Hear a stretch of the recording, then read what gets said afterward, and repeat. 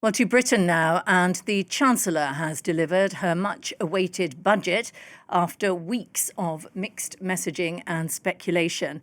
And this after the details were released early by mistake, and that, of course, all adding to the drama around this budget after the ruling Labour Party had ruled out key tax rises before it was elected, leaving little room to raise much-needed cash.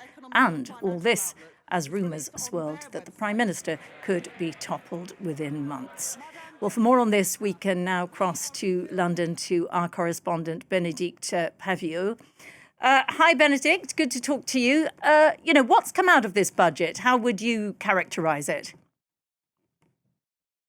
Well, as you said, certainly much awaited and certainly much leaked, this second budget of Rachel Reeves's in the House of Commons today. We know that over the last few days there were yearly tax and spending plans, not least on milkshakes and lattes.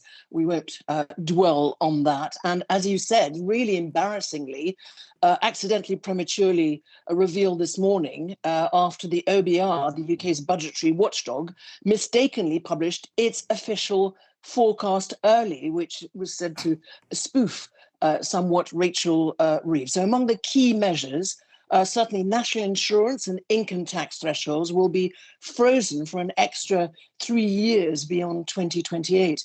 And of course, that will drag more people into bans, higher bans over time. It's thought that actually 800,000 people, new people, will be paying tax who weren't before. Basic and higher income tax rates on property, savings and dividend income will increase by 2 percentage points. Properties in England worth more than £2 million will have to pay a council tax surcharge of between £2,500 to £7,500.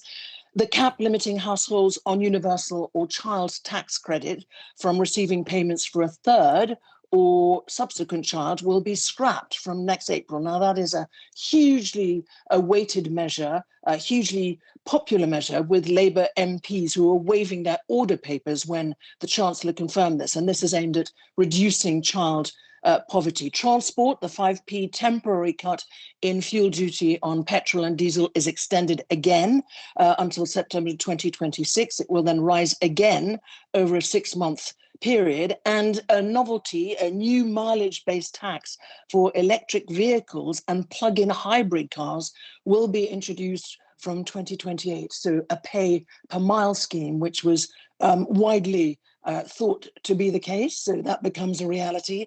The tax on profits made by gambling firms from online bets will rise from 21% to a much higher 40% in April. And UK growth, inflation and debt, the OBR, the Office for Budget Responsibility, predicts that the UK economy will grow by 1.5% this year, not the previously thought 1%.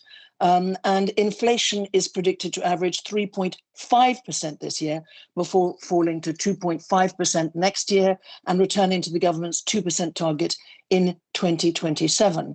And look out for regional mayors in England. This could be bad news if you're thinking of coming as a tourist. Those mayors will be given powers to tax overnight stays in hotels and holiday lets. So this resembles existing plans, in fact, already in Scotland and Wales. I think, you mentioned, I think a lot of our listeners would be very surprised to know how unsafe Prime Minister Keir Starmer's position seems to be in Britain, because even though he had that massive landslide victory with so many MPs, a huge majority, many of them have very thin margins of victory, and they worry that they could lose their seats. And so there's this constant background noise that Keir Starmer is not doing a good job and should go, this from his own party. Where do you think this budget leaves him? Will the party be happier with that? Well, the markets have reacted positively so far.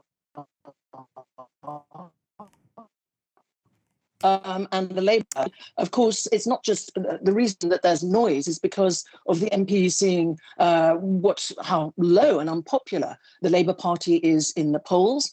And that has been over a very great number of months. Were there to be a general election tomorrow, there's not going to be. but the Reform Party would have the most seats.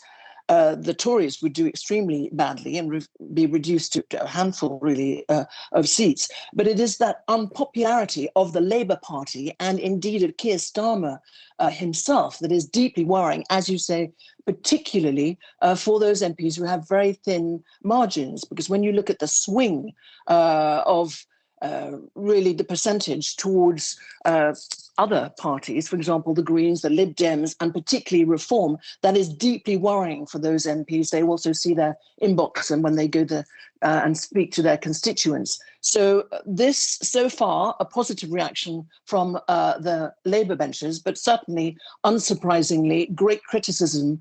Kemi Badenoch, the leader of the Conservatives, saying that this is a total humiliation and that the only reason that Rachel Reeves is hiking taxes is to pay for welfare payments. Of course, that is disputed very much by the Chancellor herself and the Prime Minister Keir Starmer. So let's see what the coming hours and certainly the headlines in the media overnight bring, and whether that calm reaction really and positive one in the markets continues.